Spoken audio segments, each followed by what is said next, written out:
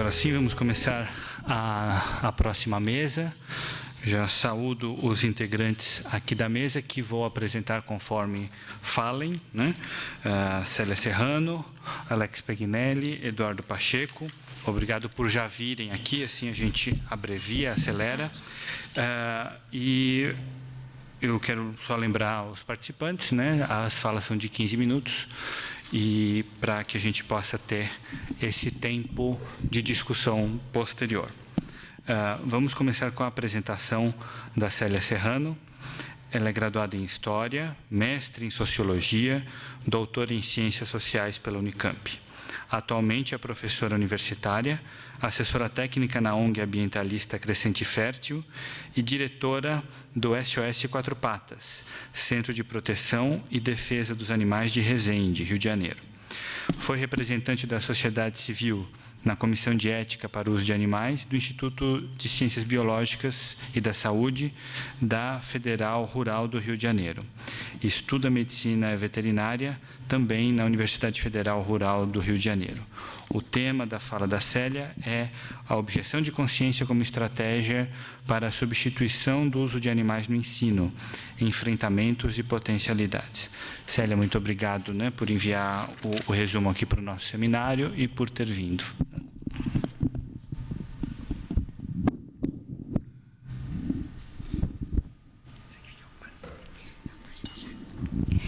Boa tarde a todos. Primeiramente, eu quero agradecer ao Diversitas a oportunidade de estar aqui e de aprender com todos vocês. Eu estive virtualmente aqui ontem, assisti pela internet uma parte das falas, né? E a primeira parte de hoje, assim, me deixou muito gratificada por eu não ser advogada, né, e descobrir que as minhas intuições, né, sobre a legislação e os poucos estudos que eu consigo fazer coincidem, né, com a opinião dos especialistas, né?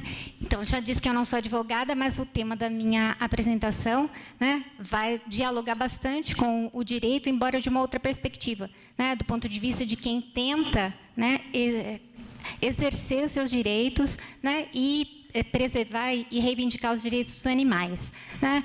Então, eu preciso destacar antes também que essa minha apresentação ela é um produto coletivo, né, desdobrado de um processo que está em andamento na Universidade Federal Rural do Rio de Janeiro, onde eu e os coautores dela estudamos, né? Esses coautores são o Joshua Dylan Moise, que estuda veterinária comigo e é membro do Grupo Catumbaia de Ativismo e Direitos Animais, a Lauren Baqueiro e o Túlio Vieira dos Santos, que são estudantes de Biologia também na Rural. Nós quatro somos objetores de consciência e estamos envolvidos nos processos de discussão para regulamentar a objeção na universidade. Eles não estão aqui hoje, pois eles estão envolvidos na ocupação, no movimento de ocupação da universidade, né, que ocorre como forma de mobilização para discutir a PEC 241 e as consequências dela para a educação, né? Hoje, na Universidade Rural, praticamente todos os institutos estão ocupados pelos alunos, à exceção de 2, se os números não mudaram desde ontem à noite, né? Os técnicos administrativos estão parados há mais de uma semana e ontem os professores aprovaram a primeira paralisação. Isso não é notícia no Jornal Nacional, né? Assim como raramente são as ocupações e as greves da universidade, né? Por isso eu estou destacando isso aqui, né? Nesse momento que os direitos sociais e humanos, assim como os direitos animais, estão sob ataque, né, no nosso país, né? A gente não pode deixar de usar todos os espaços e para registrar essas formas de resistência da sociedade. Então, fica aqui o registro, né, do que está acontecendo na Rural, né, e eu espero que venha se expandir para as outras universidades também, né?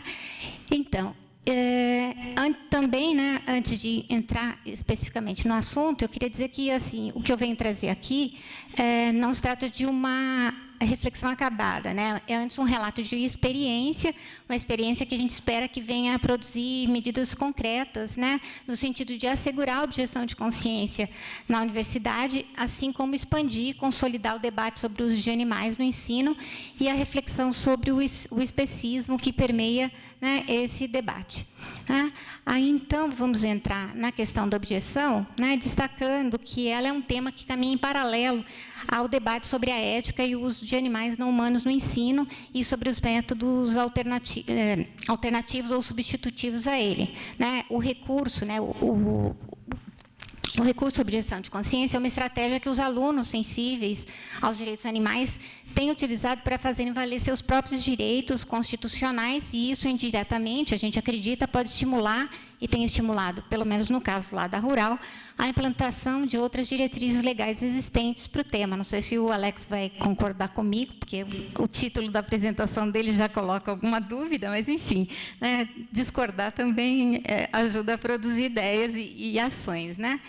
Bom, como eu já disse, eu não sou advogada, né, mas a gente tem que lidar com a Constituição. Né? Então, a objeção de consciência é um direito constitucional, né, e, para aqueles que não estão familiarizados com o tema, vale a pena lembrar que ela está prevista, né, nos artigos 5º, né, e 225, né, da Constituição. Eu vou colocar nessa parte, nos slides, aqui o texto da Constituição. Eu não vou ler tudo, mas só para ter uma referência, até para eu não me perder, né? Como disse, não tenho isso assim muito claro, né, presente. Né? Enfim, no artigo 5º, é aquele que todo mundo conhece, né? Todos são iguais perante a lei, sem distinção de qualquer natureza, etc. Né? No inciso 2º, ele diz que ninguém será obrigado a fazer ou deixar de fazer alguma coisa, senão em virtude da lei. Né? No 7º, ele diz que é inviolável a liberdade de consciência, né? De crença, enfim, né? Assegurado, está mais focado na religião, nessa questão da crença. No 8º, é dito que ninguém será privado de direitos por motivo de crença religiosa ou de convicção filosófica ou política. Né? Essa é a base da objeção. Né? Ela serve, né, no caso, para a gente reivindicar os direitos, a proteção dos direitos animais, né? Mas ela está focada em qualquer objeção. E no processo que eu vou relatar, a gente não envolveu apenas a questão dos direitos animais. O artigo 225 é aquele que abre o capítulo de meio ambiente, que todo mundo também já conhece bem, que fala que, né, todos têm direito ao meio ambiente ecologicamente equilibrado, bem de uso comum, etc. Né? Ele vai... só um minuto. Ele vai destacar, então, a questão da submissão à crueldade, que já foi bem destacada aqui anteriormente, na apresentação anterior, e é interessante lembrar, né, que esse artigo 225 é o que é o objeto da PEC, que procura legalizar as vaquejadas. Então, o primeiro round a gente está perdendo, mas a luta ainda não acabou na questão das vaquejadas, e o próximo passo, né, depois da aprovação do PLC 24, é mudar a Constituição para que as manifestações culturais, como aos experimentos científicos, seja permitido o uso de crueldade, né, não vamos relativizar aqui, contra os animais. Bom, então, esse é o suporte para a objeção de consciência na Constituição. Né? Aí a gente vai ter, né, além do direito constitucional, outras normativas, algumas são leis, outras são resoluções, enfim, de órgãos regulamentadores, né, diversas normativas sobre o uso de animais no ensino, que também colaboram para a substituição e abrem precedente para a aceitação e para a viabilização de meios substitutivos nos casos de objeção de consciência. Né? Então, a gente tem a Lei de Crimes Ambientais, né, que, entre outras coisas, né, fala que, ainda que para fins didáticos ou científicos, quando existirem recursos alternativos, né, isso é considerado crime. Né? Enfim, aí depois a gente vai ter a Lei Arouca, né, sobre a qual já se falou bastante aqui, e que eu destaquei o aspecto da repetição desnecessária, né, que também tornaria, né, na hipótese dela ser aplicada e válida, né, as pesquisas científicas como crime. Né? E aí, mais recentemente, né, a gente vai ter a DBCA, né, as diretriz brasileira para cuidado e a utilização de animais em atividades de ensino e pesquisa, né, que é colocada pelo CONSEA, né, como desdobramento da lei Arouca, né, com já não sei se eu posso dizer assim, um detalhamento da lei, embora não dentro da lei, né, ela é de 2016 e ela já vai avançar, se é possível dizer assim, né, algumas questões com relação à substituição e à proteção dos animais, né. Ela ressalta a responsabilidade de todos, né, que produzem ou mantêm ou utilizam animais, né, para promover o desenvolvimento e o uso de métodos alternativos que substituam o uso ou reduzam, né, o número de animais em ensino ou pesquisa, né.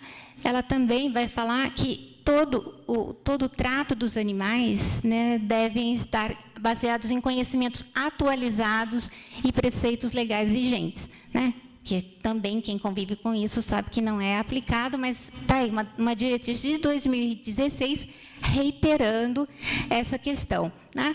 Ela também destaca a questão de que devem se buscar objetivos educacionais através do uso dos animais que não possam ser alcançados utilizando nenhuma outra prática que não inclua o uso de animais. Ou seja, se existe alternativa, isso não pode ser a pesquisa com animais ou o uso no ensino não deve ser praticado, né?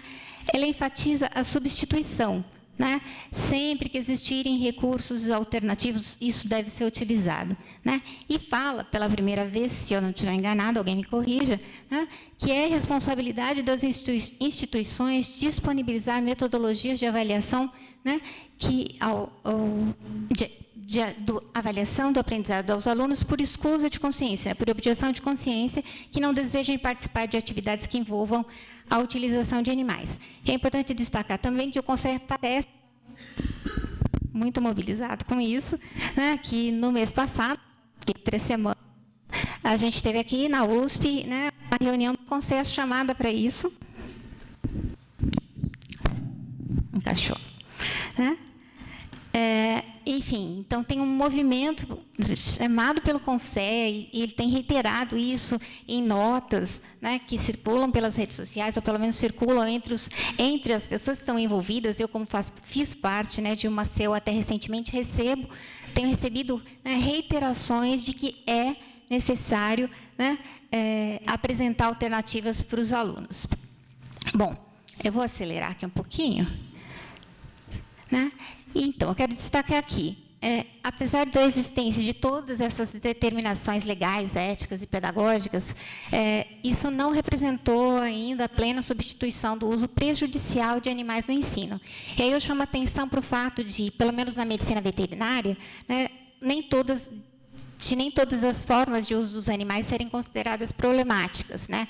Os usos chamados neutros ou benéficos, né, são desejáveis para quem estuda a medicina veterinária, né, para a sua formação e também para os animais. É importante para os animais que a gente seja bem formado e que nos hospitais, nas clínicas que funcionam junto às universidades, a gente possa atender os animais, né, principalmente os animais de famílias carentes que não têm acesso a serviços, né? Agora, isso não justifica de modo algum o uso que a gente chama de prejudicial ou não curativo, né? Enfim, na biologia, por outro lado, né, os alunos que são objetores se ressentem do fato de que apenas os vertebrados merecem consideração e proteção ética e normativa, né? Os abolicionistas, sobretudo, né, lidam com muita dificuldade com isso, porque todas as normativas são para os vertebrados, né? Então, esses elementos, né, a dificuldade da implementação das normativas para substituição ou para redução, etc., né, eles reforçam a importância do instrumento de objeção de consciência, né? Enfim, então, partindo desse cenário, vou entrar na experiência que a gente está vivenciando na Rural desde 2010, né? São 2 processos paralelos com resultados diferentes.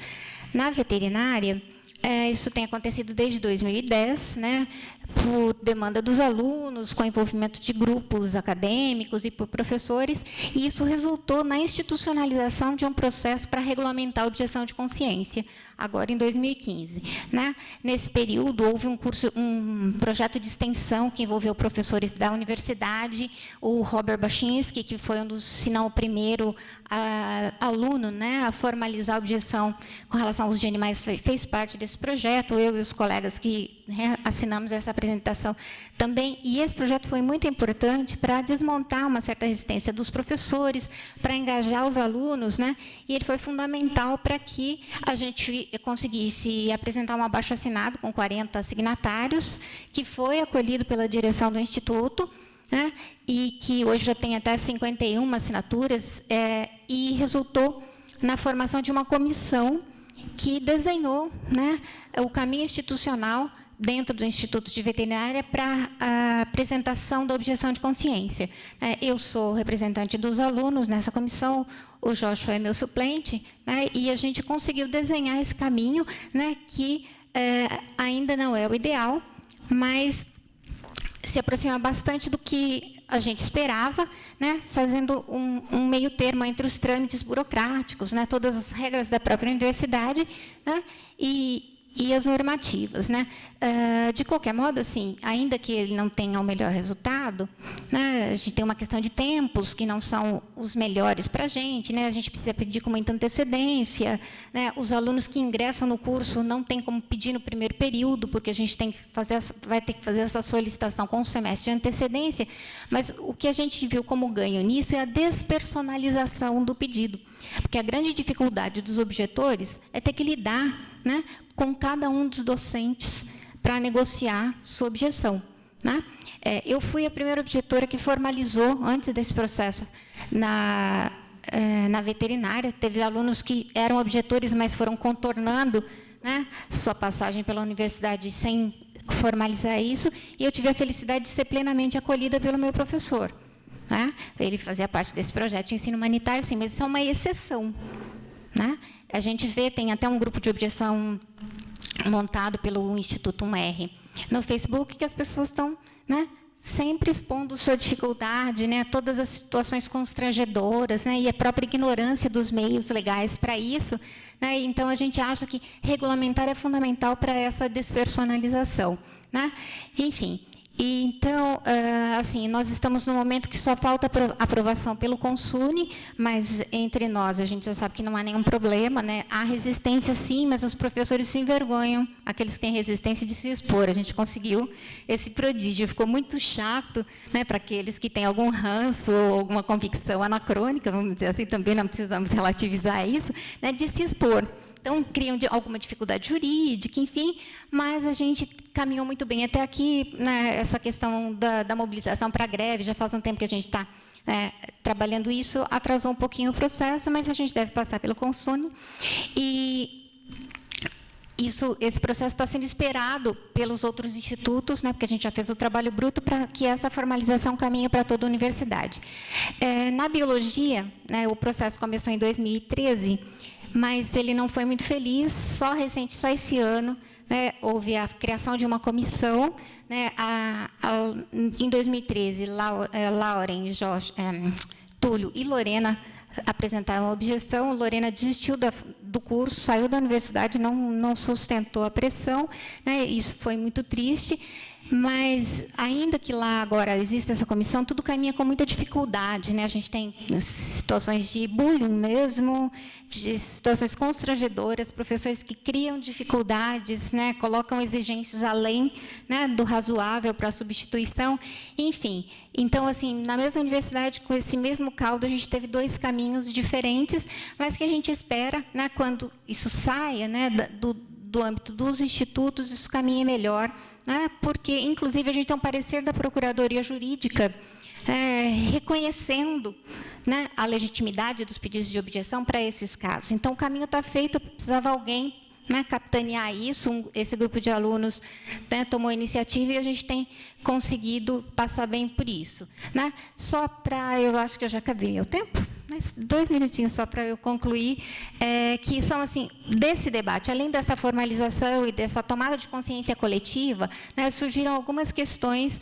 né, com relação ao animal em si, a relação que a gente, né, a sociedade tem com ele. O primeiro é a concepção de animal, né, que subjaz a medicina veterinária e a biologia, né, isso está sendo revisto, né, essa ressignificação do animal a partir do reconhecimento da ciência e dos direitos animais, né, das implicações éticas dessa ressignificação para a sociedade e para a ciência. E, por fim, o papel do docente e a concepção de ensino-aprendizagem que são necessários a essa nova apropriação do animal. Como eu disse lá no início, a gente está construindo essa reflexão com os colegas, né? A gente não tem isso ainda acabado, mas é interessante ressaltar que, para a veterinária, né, a gente tem uma situação paradoxal. Ao mesmo tempo, né, que ela tem se tornado cada vez mais medicina, né, eu enfatizo medicina porque ela é muitas outras coisas ao mesmo tempo, né, por força do fenômeno PET, por força do próprio desenvolvimento tecnológico, do conhecimento médico, mas ela ainda lida com o paradoxo da produção animal. Então, a gente é formado para tudo, para ser médico, mas também para cuidar dos animais que vão morrer, né? Para que eles vivam bem para nos servir, né? Da parte da biologia, a gente tem uma questão científica muito complexa, né? Do papel do cientista, né? Ontem a Luanda chamou aqui o Bruno Latour e o Derrida para falar sobre, né, a vida no laboratório, como a ciência se constrói, enfim, né? E a gente vê na parte dos professores da biologia uma dificuldade em ser cientistas, né? Eles são apegados, se revelam apegados à tradição, né? E não conseguem nem assim estar atualizados, como chama as diretrizes do MEC para os cursos, né, as diretrizes curriculares, enfim, com a atualidade, né? O conhecimento evolutivo ecológico já deslocou há muito tempo a superioridade do Homo sapiens do centro das interrogações sobre a vida e os estudos, né, na biologia, mas o especismo ainda está muito arraigado nessas práticas e contraditória, né, de uma forma muito contraditória com o espírito científico. Enfim, só para finalizar, eu acredito, né, que a finalidade maior que a gente possa vir alcançar com o nosso processo na rural, e que tem acontecido em outros lugares, mas ainda mais de um modo mais individual, é que a gente consiga, além da regulamentação, enfim, né, contribuir para a consolidação dos meios substitutivos até o ponto em que esses sejam os únicos meios, né? Porque a lei nos dá essa chance, né? Se a gente cria alternativas, né, se a gente cria métodos substitutivos, os outros métodos terão necessariamente que deixar de serem praticados, e acho que talvez a resistência, né, dos outros professores venha por conta disso, né? Eles sabem que eles estão perdidos. Obrigada, gente.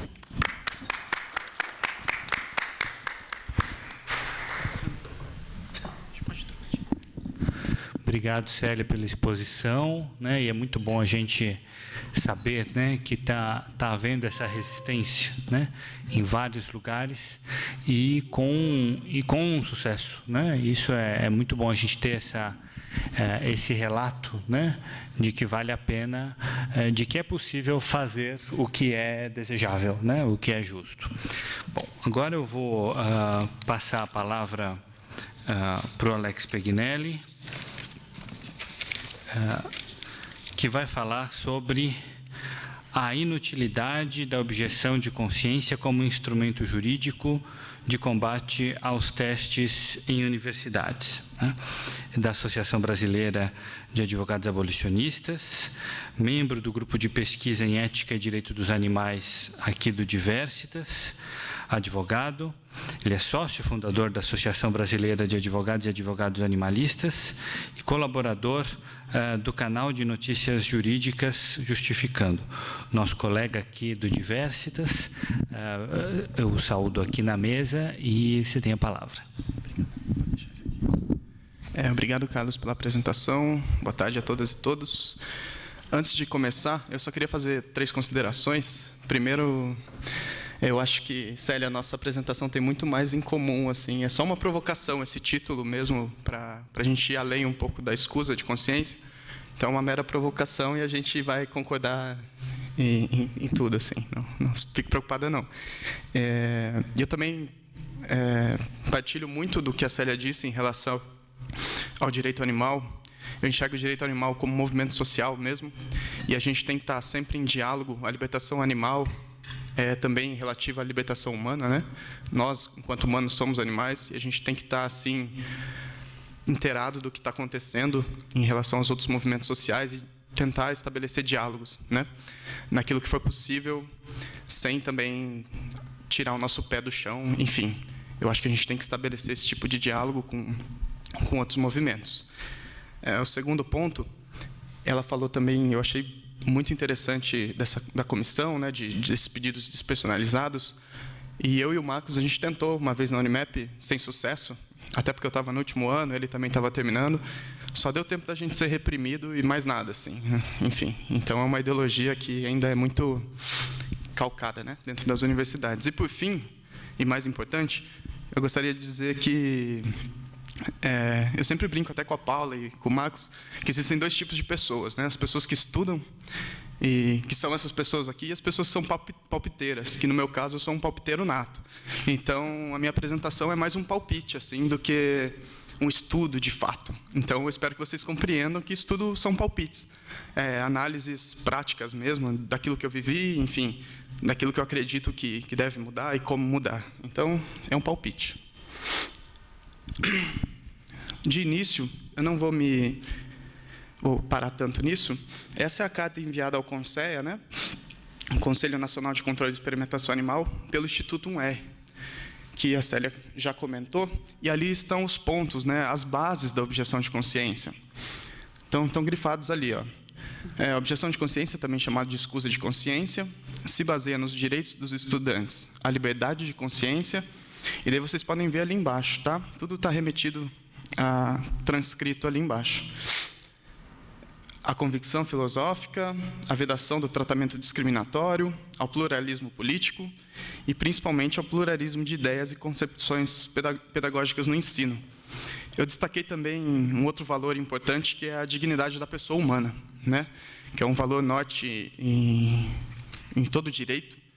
E eu acho que ele caberia aí também para a gente falar de escusa de consciência, porque você ser obrigado a ir contra aquilo que você acredita, ser obrigado pelo Estado, pela uma instituição, a ir contra aquilo, o seu íntimo, né, o seu fórum íntimo, isso viola, sim, a dignidade, a sua dignidade. Tudo bem? Continuando, essa foi a nota que o CONSEA, a resposta, né, que foi uma resposta super positiva, reafirmando algo que já era há muito tempo escrito, né? Que as universidades têm que dar um gás aí, né? Fazer maiores sugestões, enfim, para essas alternativas. Então, o Instituto 1R enviou essa carta, fazendo esse pedido ao CONSEA, e essa foi a resposta do CONSEA. Tá? Eu vou pular, porque a Célia já falou muito bem sobre isso. E agora eu entro na parte do palpite. Tá? O Demônio Tem Muitas Faces é um texto do Eduardo Galeano, e a gente pode tirar algumas coisas desse texto e de, enfim, outras questões que podem ser adaptadas ao direito animal. Tá? Primeiro, eu vou falar dessas, são 5, tá digitado errado ali, tem 2 números 4. Mas depois eu vou me atentar somente, até por conta do tempo, à lógica da dominação. Tá? Então, vamos ver quais são as faces desse demônio, né? Em primeiro lugar, a lógica da dominação das minorias mais vulneráveis. E eu acredito que todo mundo concorda que, na nossa sociedade, os animais mais vulneráveis são os animais que não humanos, né? Desde sempre. Desde sempre, eles são os animais mais vulneráveis. Os animais humanos até conseguem algum tipo de dignidade, muitas vezes. Outras vezes, nem tanto. Tá? Mas ainda não chega nem perto do que a gente faz com os animais não humanos. Então, eles são os mais vulneráveis na nossa sociedade. Isso acontece por quê? Porque eles são destituídos de mérito de ocupar um lugar à mesa na civilização. Eles não têm espaço na civilização. É preciso que alguém venha aqui e fale por eles. Né? Igual a gente está fazendo agora. E isso impede que a gente os escute também. Enfim, alguém sempre vai estar os representando na nossa sociedade. Isso também é um problema. Eu vejo muito problema quando dentro do nosso movimento de direito animal, a gente fala que a gente é a voz dos que não têm voz. Isso é muito errado. Os animais têm voz. E basta a gente saber escutar essa voz, interpretar essa voz. Eles têm muita voz. Enfim. Em terceiro lugar, a objetificação do outro, que a Paula também falou muito bem. Em quarto, domesticação e controle, que também foi falado por ela. E, em quinto lugar, a perversidade na culpabilização dos indivíduos menos privilegiados. Então, a gente nunca assume a culpa do mal que a gente causa. É sempre culpa da vítima, né? Em todos os casos. A gente vê isso muito dentro do âmbito do machismo, por exemplo. Foi culpa da mulher, que estava andando na rua sozinha aquela hora, enfim. Foi culpa do homossexual, que estava andando de mão dada na rua e mereceu tomar aquela lâmpada de luz na cabeça, enfim. Isso é culpabilizar esses indivíduos que não têm lugar de fala na nossa sociedade. E eu gosto muito dessa frase do Galeano, que está aí embaixo, eu não vou ler, se vocês quiserem ler. Ela só demonstra como o mal, né, como as instituições que acabam por oprimir, enfim, elas vão só se renovando ao longo do tempo. É a mesma regra, só sendo renovada por novas pessoas e novas ideologias, mas se a gente for tirando, né, as camadas, a gente vai descobrir que, no fundo, sempre há milênios são os mesmos demônios que estão habitando aqui a Terra. Como eu falei, eu iria só me atentar à lógica da dominação, que é um conceito da Warren, e eu tirei de um texto da Daniela Rosendo. Eu não sei se todo mundo conhece a Daniela, mas ela é formada também em Direito, participou do seminário que eles organizaram no início do ano lá na USP. É uma autora que eu recomendo a todo mundo, assim, ela é excelente. E vamos lá, essa eu vou ler com vocês para a gente ir parando um pouco. Essa lógica de dominação faz parte de algo mais amplo, que a filósofa chama de estruturas conceituais opressoras. Essas estruturas são entendidas como um conjunto de crenças básicas, valores, atitudes e pressupostos que dão forma e refletem como alguém vê a si mesmo e ao mundo, funcionando como uma lente socialmente construída a partir da qual se percebe a realidade. Então, sempre a realidade vai ser percebida por meio de uma lente social. E essa lente social carrega valores. Elas, né, essas estruturas conceituais opressoras, não são intrinsecamente opressoras, mas passam a ser quando são afetadas por fatores diversos: gênero, raça, etnia, idade, orientação sexual, espécie, etc. A partir de então, elas são usadas para explicar, manter, justificar as relações de dominação e subordinação injustificadas. Nesse ponto, é desse ponto que eu extraí o título da minha fala, porque de nada adianta a gente ter, e a gente já tem há muito tempo, no papel, leis que são maravilhosas para os animais. Só o artigo 225 da Constituição já seria mais do que suficiente para a gente acabar, inclusive, com os abatedouros, do nosso ponto de vista abolicionista.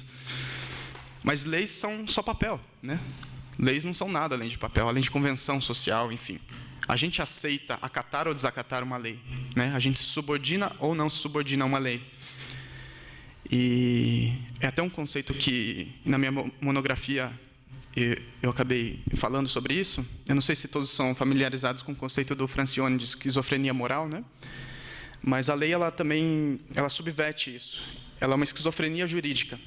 A gente diz que faz leis para proteger os animais, quando, na verdade, essas leis protegem os interesses por trás daquelas pessoas que, enfim, têm interesses econômicos, políticos, etc., etc., com os animais. As leis não servem, de nenhuma maneira, para proteger animais. Elas servem para proteger pessoas, para proteger interesses.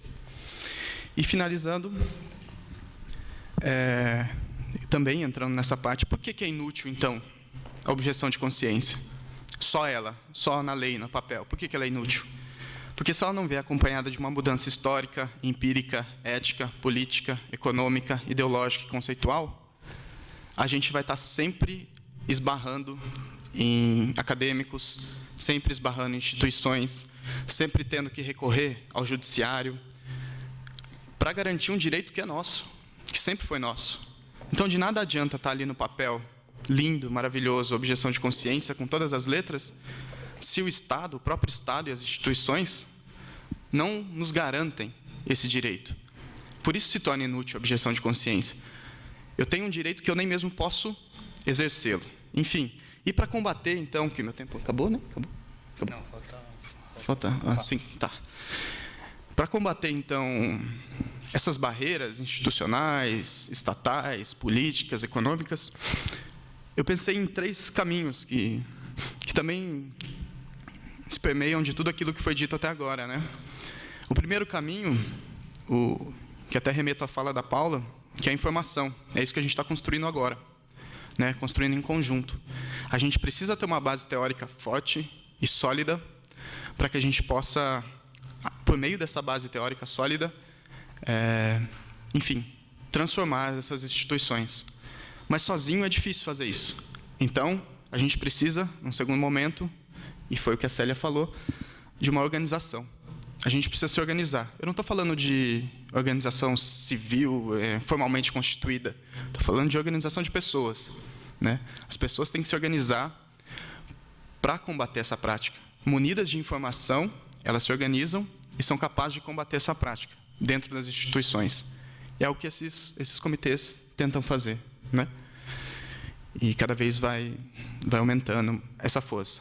Além dessa organização, e por último, a gente precisa cooperar. E eu vejo muito isso dentro do movimento animalista. Muitas vezes as pessoas preferem, enfim, por questões de ego ou questões de discordância num ponto ou outro, não construir pontes. E a gente está sozinho, né? Se a gente pensar numa sociedade especista, a gente está numa ilha, a gente está ilhado. E se a gente não construir pontes, né, quem vai construir essas pontes por nós? Ninguém. Então, informação, organização e cooperação, para mim, são as bases do movimento de direito animal, nesse momento histórico que a gente vive. E daí, essa frase do Miyakoto faz muito sentido. O serviço dos dias dos dias é apenas este: trazer dias, levar dias. O tempo existe para pagar o tempo. Aqueles professores que estão lá, vivisectores, enfim, eles não vão viver para sempre, né? Todas essas pessoas que, de alguma maneira, estão dentro das instituições e são especistas, eles não vão viver para sempre. E aquele lugar vai ficar vago. Quem vai ocupar aquele lugar? Outros vivisectores ou a gente? Essa é uma questão que a gente tem que levantar também. Porque o lugar vago é facilmente ocupado. E se a gente não tiver informação, organização e cooperação para ocupar esses lugares, então o tempo não vai apagar o tempo. Nesse sentido, o tempo só vai reproduzir o próprio tempo. E a gente precisa modificar esse tempo. Finalizando só com essa frase, não sei se vocês conhecem a Carolina Maria de Jesus, que daí já foge, né, da palestra, mas eu gosto muito, eu vou até ler com vocês. Ela é uma escritora favelada, como ela mesma gosta de se colocar. Ela já é falecida, ela viveu aqui em São Paulo, começou a escrever na década de 60, e ela foi descoberta por um jornalista, por acaso, assim, e ficou muito famosa, e depois que foi consumida pelo mercado, foi cuspida de volta, né, para a favela. E esse quarto de despejo é um diário que ela mantinha sobre o dia a dia na comunidade em que ela vivia. E vejam a sensibilidade dessa mulher. 23 de junho. Passei no açougue para comprar meio quilo de carne para bife. Os preços eram 24 e 28. Fiquei nervosa com a diferença dos preços. O açougueiro explicou-me que o filé é mais caro. Pensei na desventura da vaca, a escrava do homem, que passa a existência no mato, se alimenta com vegetais, gosta de sal, mas o homem não dá porque custa caro. Depois de morta, é dividida, tabelada e selecionada. E morre quando o homem quer. Eu acho isso muito importante. Morre quando o homem quer. Em vida, dá dinheiro ao homem. E morta, enriquece o homem. Enfim, o mundo é como o homem branco quer. Eu não sou branca, não tenho nada com essas desorganizações. Isso diz muito sobre essa interseccionalidade do movimento, né, animalista. A gente tem que ter noção de onde a gente está falando, para quem que a gente está falando, com quem a gente está falando. E Enfim, eu gosto muito da Carolina Maria de Jesus, eu gosto muito da citação dela, e eu vou encerrar por aqui. Obrigado por ouvir os meus palpites aí.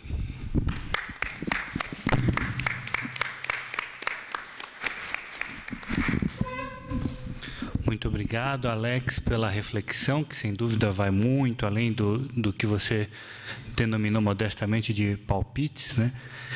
Essa escritora é sensacional, né? Ela é muito boa. E interessante o tema do mal, né? Que você trouxe. Eu acho que a gente pensa no mal sempre, né?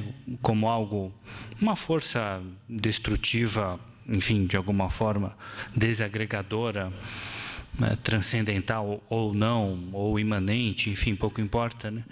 Mas o mal, como diz a Hannah Arendt, ele é banal, né? Ele se espalha rápido, mas não tem raízes profundas, né? Como diz a Hannah Arendt, depois de responder as objeções, né, que fizeram ao Eichmann em Jerusalém, ela diz: ninguém me fez uma objeção. A objeção sobre o mal, né? O mal é banal, tudo bem, mas ele se espalha rápido, mas ele não é profundo. O profundo é o bem, né? Então, de certa forma, quando a gente luta por uma causa justa, a gente pode até ter uma esperança de que ela vai encontrar ressonância, vai encontrar profundidade, vai ter raízes que sigam, que alcancem muitos setores, desde que a gente, como você bem disse, né, coopere. Obrigado, Alex. Agora eu vou passar a palavra para o Eduardo Pacheco, né? Nosso conhecido do GEDA, né?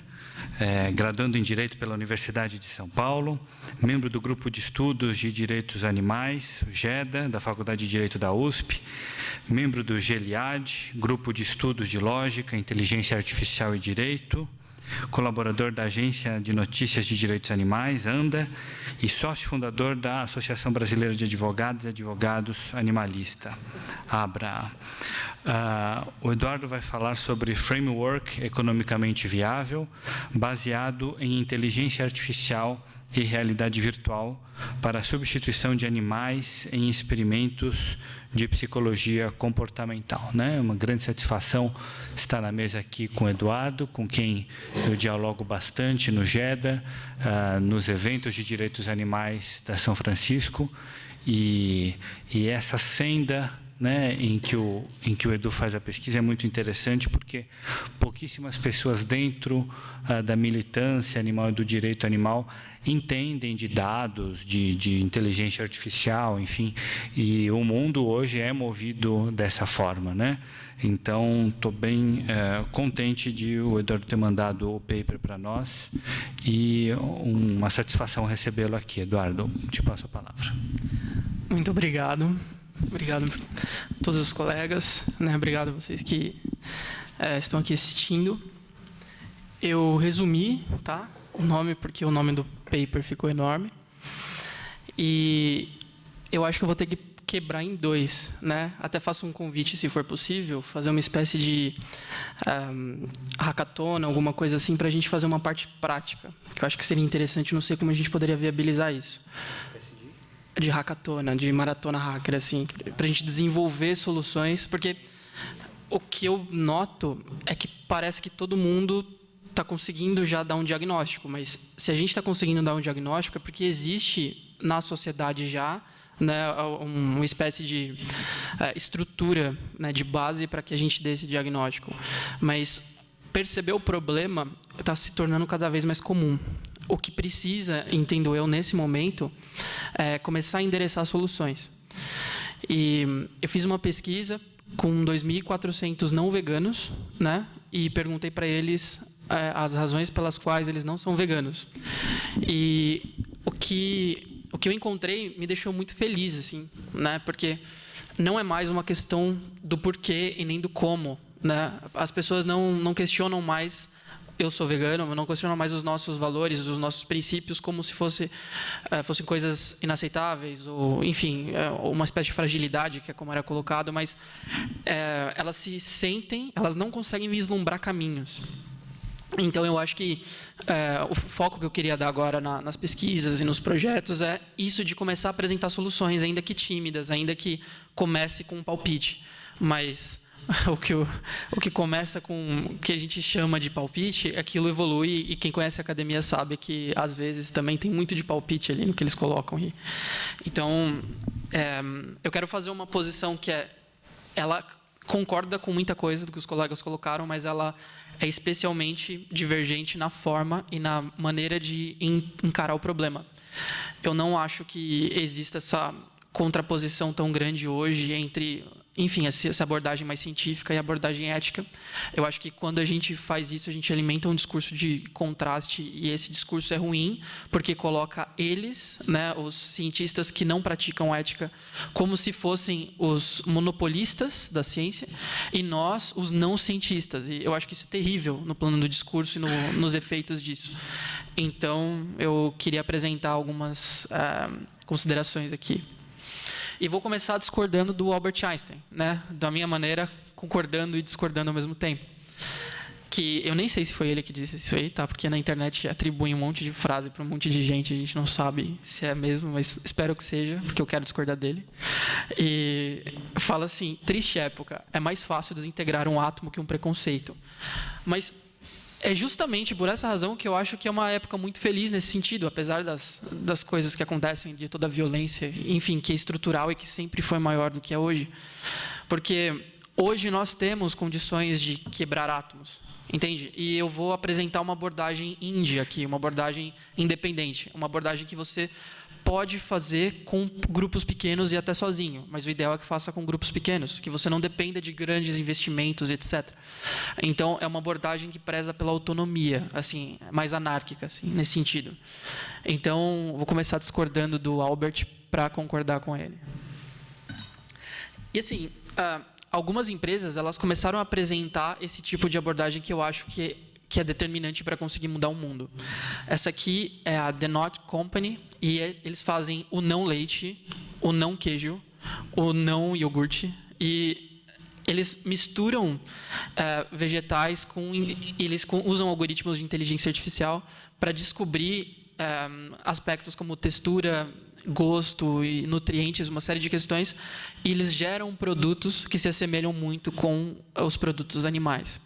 E essa técnica, ela confere uma vantagem muito grande, que é não precisar vencer determinados preconceitos. É interessante que a gente faça um trabalho de base para vencer preconceitos. Mas a partir do momento em que a gente coloca isso como essencial para a mudança, para a revolução e para a superação dessas violências, a gente instrumentaliza, entendo eu, né, o sofrimento do outro pelas nossas convicções. E eu acho que esse é um preço muito caro para se pagar. Então, enfim, um monte de gente vai me criticar por essas posições, mas carne feita em laboratório, ou esses produtos que são 100% vegetais, mas que imitam animais, etc. Eu acho que isso, de fato, vai mudar o mundo. Essas coisas, elas vão trazer mudanças gigantescas e significativas. E o que eu quero apresentar é uma coisa nessa linha.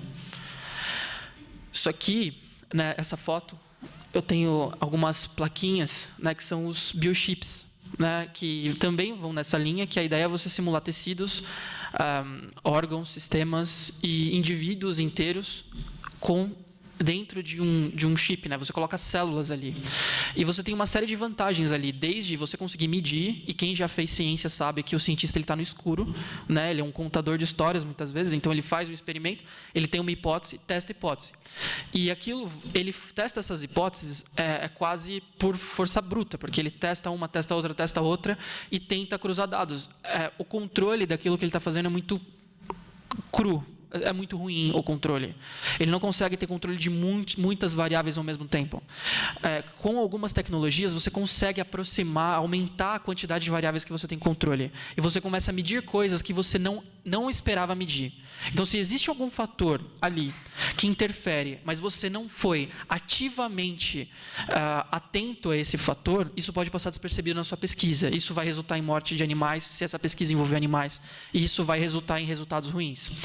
E, particularmente, se você usa outros que não humanos na sua pesquisa e tenta testar uma droga, desenvolver uma droga com outros que não humanos, você tem alguns problemas de falso positivo e falso negativo, que é você fazer com que que você validou todo o modelo em cima de um organismo que não é o seu, que está bem adaptado para aquele organismo, mas que você não tem grandes garantias de que vai funcionar no ser humano.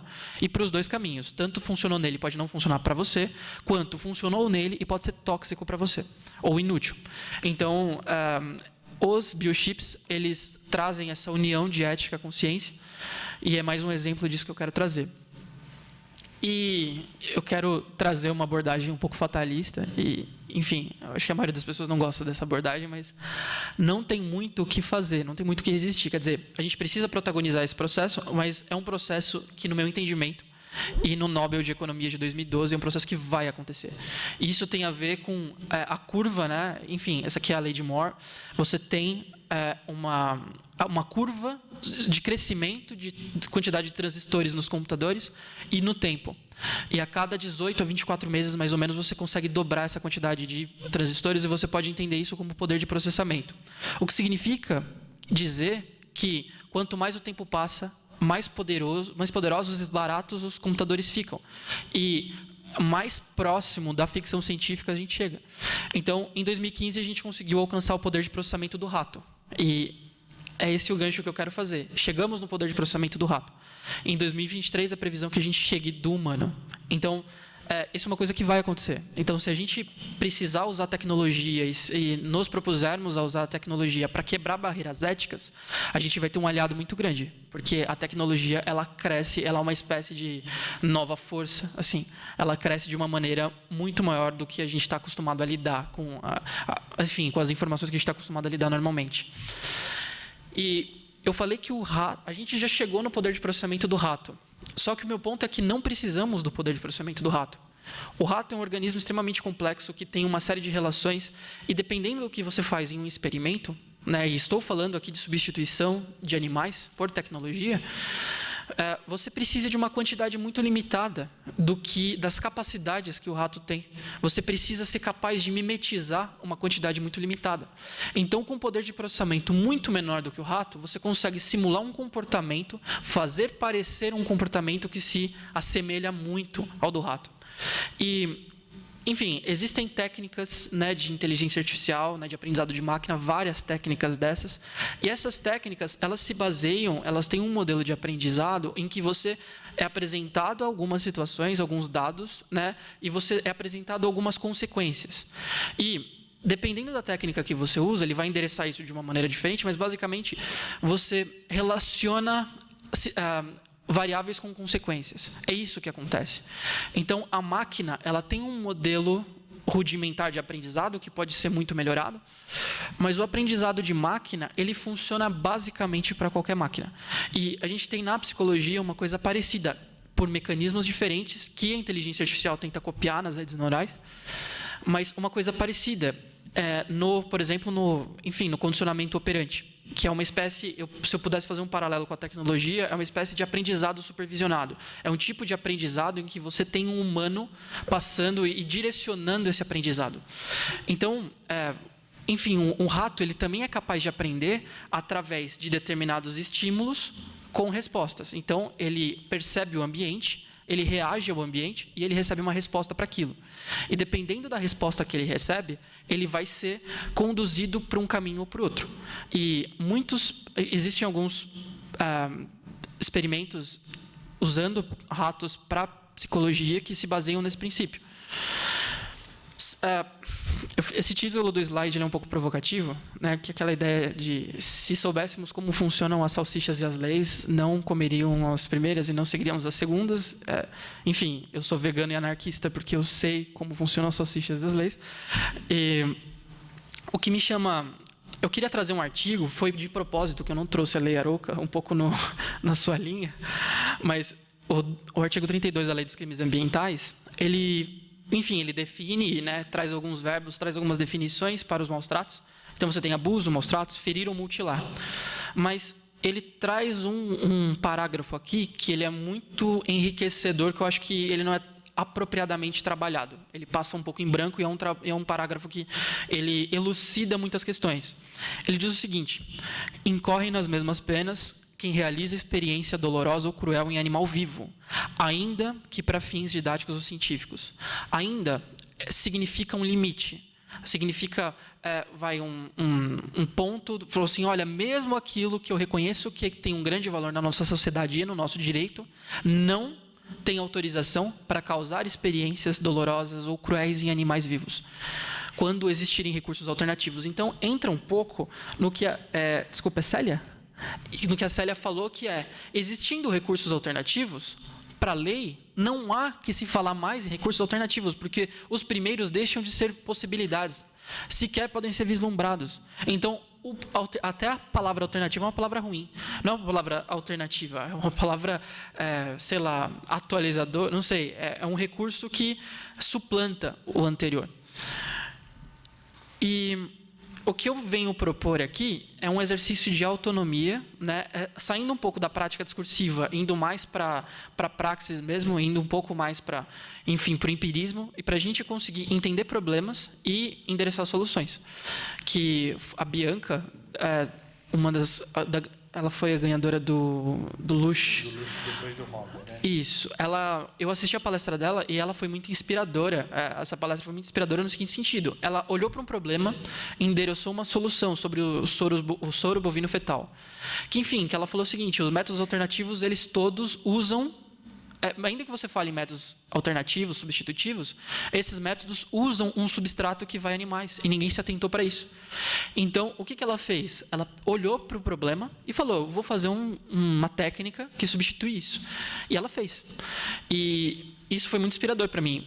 Quando eu olhei para esse experimento do condicionamento operante da caixa de Skinner, que basicamente você coloca um rato e faz aquilo que eu já falei no slide anterior, que você faz com que o rato ele esteja em determinadas condições, como com fome, tomando choque, etc. Condições que ele queira sair dessa forma de dor, de sofrimento, e ele tem determinadas reações dentro daquele ambiente, um ambiente muito controlado. E a partir das reações que ele tem, o pesquisador ele começa a direcionar o comportamento do rato a partir do controle que ele faz. Então, fornece água se ele tiver com sede, fornece comida, mas se ele se comportar como você quer. Até o momento em que o rato começa a buscar o graveto. Sei lá, ele faz o que você treinou ele para fazer. Então, ele aperta a barra, ele dá voltinha, ele faz aquilo que ele foi treinado para fazer. E eu pensei, primeiro, qual é a inovação desse experimento? Eu acho que eu não sou psicólogo, sou opinólogo também, nem sei do que eu estou falando. E eu acho que em 5 minutos eu consigo mostrar para você como funciona algo, pelo menos a lógica desse experimento. Por que é que a gente precisa repetir? Eu não vou nem entrar no mérito se a ciência é ou não razão para causar sofrimento. A lei já diz que não é. Tá? Então isso não está em discussão. Mas se fosse um primeiro sofrimento, a gente poderia haver uma discussão em outro âmbito. Agora, não é. Eu não estou produzindo nada de novo. Eu recrio o sofrimento para não trazer nada, entende? É uma espécie, talvez, se junta a ilegitimidade desse uso que causamos aos animais e combinamos com o zero ganho. Então, é um custo sem benefício, isso. E por que eu estou falando que é um custo sem benefício? Porque toda a experiência que acontece numa caixa de Skinner ela pode ser recriada. E eu usei aqui essa figura do iAnimal, que é de uma ONG que chama Igualdade Animal, e eles usam realidade virtual para produzir a experiência de estar próximo do abatedouro. Então, as pessoas, elas normalmente disseram que o Carlos disse que o mal ele não forma raízes, e eu, Data Vênia, vou discordar aqui, porque eu acho que o mal tem raízes incríveis, que são institucionais. Então, a carne chega embalada na sua casa por um motivo muito simples. Você precisa desassociar essas coisas. E essa ONG ela usa a tecnologia para reassociar, para reaproximar, para fazer com que os abatedouros, os matadouros tenham paredes de vidro. Então, a ideia é recriar a experiência que acontece na caixa usando tecnologia. O framework que eu bolei para isso é um framework que você não precisa gastar muito dinheiro. Na verdade, você gasta R$13,99. Você usa Unity, que você não paga, né? Tem uma versão de graça. O Unity é um framework para você desenvolver jogos e simulações. E no nosso caso é um jogo muito simples, que é uma caixa, é um jogo de uma tela só, é uma caixa 3D com uma enfim, com os mesmos elementos que você tem na caixa física, e você coloca um modelo de um rato lá dentro, coloca inteligência artificial nesse rato e faz com que ele seja capaz de aprender. Basicamente é isso. Esse Unity, ele faz de uma maneira bastante simples, com uma curva de aprendizado muito curta. Você consegue, em um final de semana, implementar esse framework que eu estou falando para vocês. Então, você pega leigos e você consegue fazer com que eles desenvolvam soluções assim. Maya e Blender são modeladores 3D. Então, são softwares. Esse Maya ele é pago, mas se você for estudante, você pode usar por 3 anos. Ou seja, não é pago. Né? Você é estudante, 3 anos dá para você fazer e usar, enfim. Não estou incentivando nenhuma pirataria, mas, enfim, sou contra a propriedade intelectual. Mas vamos lá. O Blender, para quem se atenta mais a essas questões de propriedade intelectual, o Blender é de graça. Então, você não precisa nem violar a propriedade de nada. E se você quiser fazer por mais tempo do que 3 anos e não quiser pagar depois dos 3 anos, pode usar o Blender. E depois, Android, que muitas pessoas que frequentam a universidade têm acesso a um sistema Android ou iOS, enfim, a um smartphone, e o Cardboard. E a ideia é, você cria aquele jogo, você simula aquele ambiente, você coloca o celular nesse Google Cardboard, que é um óculos de realidade virtual, que é só um jogo de lentes. Você coloca o celular na frente e ele projeta, e você tem a experiência, a sensação de estar na sala, de estar dentro da experiência da caixa de Skinner, né? E eu faço um comparativo porque, para mim, um dos elementos mais importantes para você conseguir mostrar nesse modelo de sociedade que a gente vive, que é positivista, que é capitalista, etc. Enfim, eu não vou tecer as críticas a esse modelo agora, mas uma caixa usada no Mercado Livre, ou seja, um pesquisador que for comprar isso, ele não vai pagar esse preço, ele vai pagar mais se ele for comprar novo.